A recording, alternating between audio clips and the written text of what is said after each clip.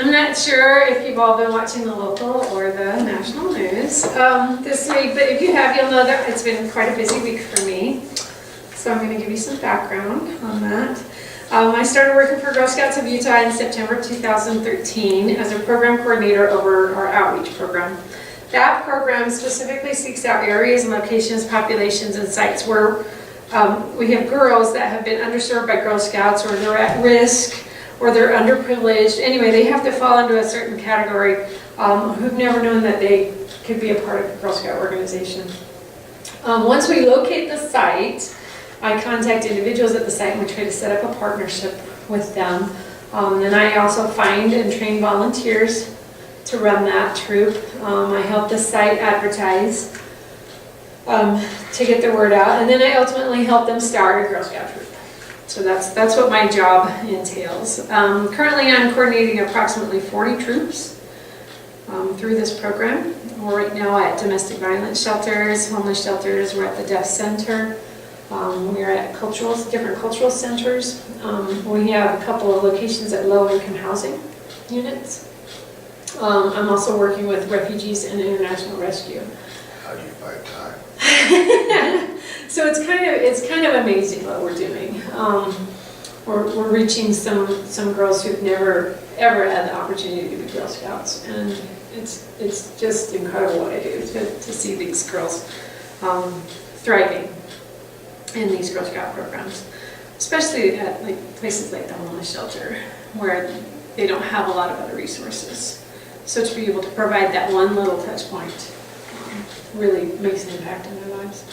We currently, in the program, have about 650 girls that we're serving. We're hoping to serve about 400 more before the end of our membership year, which is the end of September.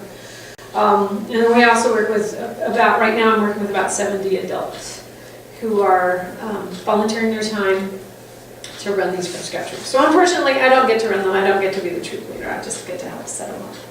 And then somebody else does the running of them. I'm also in the process right now of reaching out to the foster care system, to migrant farmers, and to various other youth service organizations. Our program provides the materials, the supplies. I create curriculum for each of the sites. We provide the membership fee for all the girls that need it, and so forth, and everything that they need to run a Girl Scout troop. So early on in my work with the Girl Scouts, I reached out here to the Pride Center to see if they were interested in partnering with this outreach program to set up a troop for girls and families in the LGBTQ community. I met with several individuals here at different times. We actually made an attempt to start a troop. We had an information meeting, we had a couple of volunteers that were interested, but for whatever reason we didn't have girls showing up. So that happened about, I don't know, half a year ago. For whatever reason, it didn't work out. This time it did. And we had our first troop meeting last Monday here at the Pride Center. Of course, I didn't think it was a big deal. I'm doing my job. This is what I do. I secured 2 volunteers to run the troop. I put out the word to several Facebook communities. I got in touch with Sheila here at the center. We connected. Maybe that was the piece that hadn't manifest previously. I don't know. I don't know what pieces it was of the whole puzzle that made it happen this time. But I put out some word to Facebook, to my friends, and other places, PFLAG and Gay and Lesbian Currents of Utah. I put the word out. And Sheila here, she asked if she could do a press release. I got approval through my offices. I mean, that's something that we have to make sure that we get approval for, and everything was good. Press release went out. The first thing that I found out that this was going to be any kind of a big deal was Monday morning. I got a call from the Tribune, from the Salt Lake Tribune, and they asked about the troop and why I wanted to start one here and whether there were other troops like this and so forth. Of course, it was a full interview. They also asked if they could bring a reporter and a photographer to that meeting. So this was Monday morning. The meeting was happening here Monday afternoon.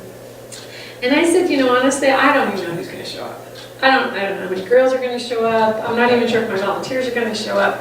So the trip actually decided not to send somebody. But I told them I would keep in touch with them and let them know as the trip progressed, and maybe it would become a story. A little while later, I got a call from Fox, Channel 2, Channel 4.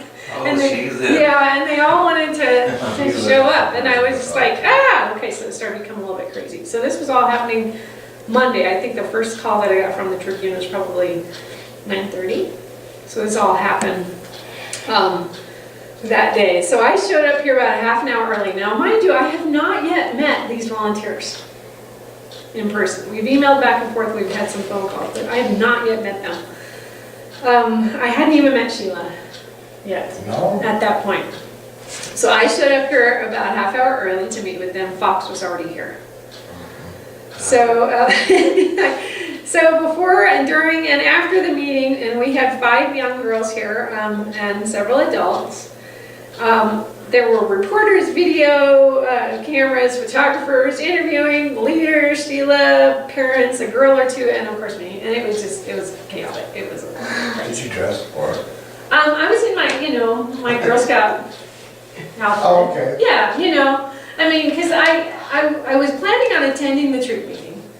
And anytime that I'm out in the community, I'll be in my Girl Scout stuff. I'll be represented.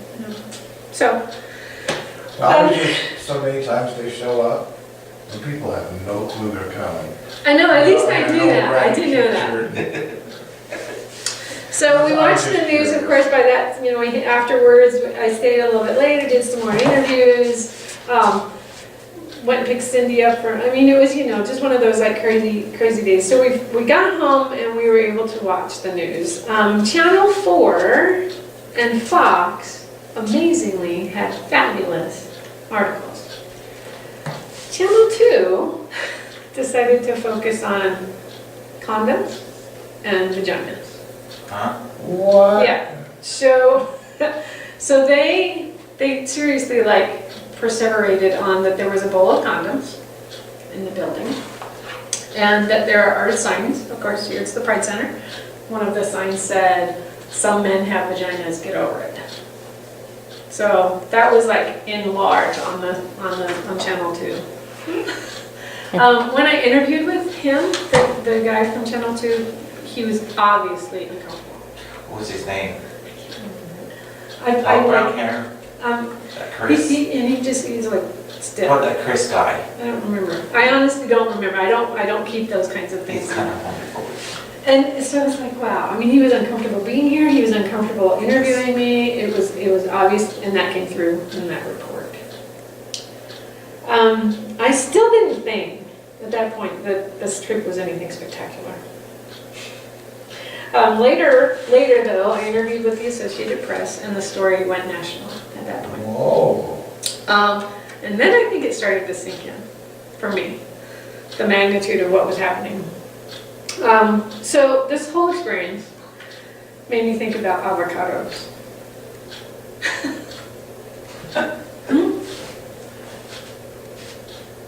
Yeah. So avocados, I love to grow things. I'm crazy about that. I love to grow all kinds of things. So I grow avocados from avocado plants. He's looking at me like, what? How does this have to relate to anything? The problem is they grow really great. They grow fabulously, but once they start growing, from the time you plant it to the time that it actually starts growing you don't know, anything's happening. So you clean off the pit. Have you ever done this? Have you ever eaten avocados? You clean out the pit, and then you plant it. And then with toothpicks. You can do it with the toothpicks. Yeah, I actually like to just plant it right into the soil, and then you water it every day. Nothing happens. Submerges in the soil? Yeah, fully in the soil. Okay. And you water it, and you water it, and you water it. Like, seriously, 120 days sometimes. It's a long time. Nothing's happening. During that time, I often think to myself, is it going to grow this time? How long should I wait for something to happen? I'm starting to feel a little foolish, and I keep watering a pot of soil. and I don't know that anything's happening. Finally, even when a little shoot appears, I doubt it. I think, oh, maybe it's just a little twig that's sticking up. Maybe it's not really part of the avocado. I'm thinking, am I making a difference to this little avocado bed? Watering it every day. And then it starts to grow. Right now I have a whole little forest. I actually have pictures in my phone that I brought today. What about the bean? I'm talking about avocados right now. And I have a whole little forest of avocado trees. My tallest one's about like this now. They're beautiful. They're absolutely beautiful little trees. But I started those, a year ago. So what does this have to do with anything? We're just gonna have an avocado snack. It made me think about impact and how even when we're doing something small or what we think is insignificant, God uses these experiences to touch people's lives. And just like the avocado pit, you sometimes have to wait a really, really, really long time before you see those results. And sometimes you never get to see the actual tree that grows because you've moved on or you've tossed out the dirt, now it's starting to grow in the compost bin. Everything we do, God can use for good. Sometimes it's not those directly impacted by your actions that are most profoundly influenced. So Thursday on Facebook I posted this. I had no idea how huge a news item this trip at the Pride Center would become. I was just doing what I do in outreach. That's all. Wow, talk about not realizing the impact you have on the world, at least a little corner of it. My good friend Becky Burton responded, there are young women who may never show up to a meeting, but now feel valued and welcomed somewhere. You'll never know the true impact you have on them. And I immediately imagined a young trans woman at the end of a rope, being outcast by family, friends, church, and community, watching one of those newscasts about the Pride trip and thinking, there's a place for me in this world. And she puts down the gun and decides to live. Because of me? No, but because of the work that God is doing for me. You might say, well, I don't get to impact any people at my job. I'm retired. I work at Macy's. Not a big deal.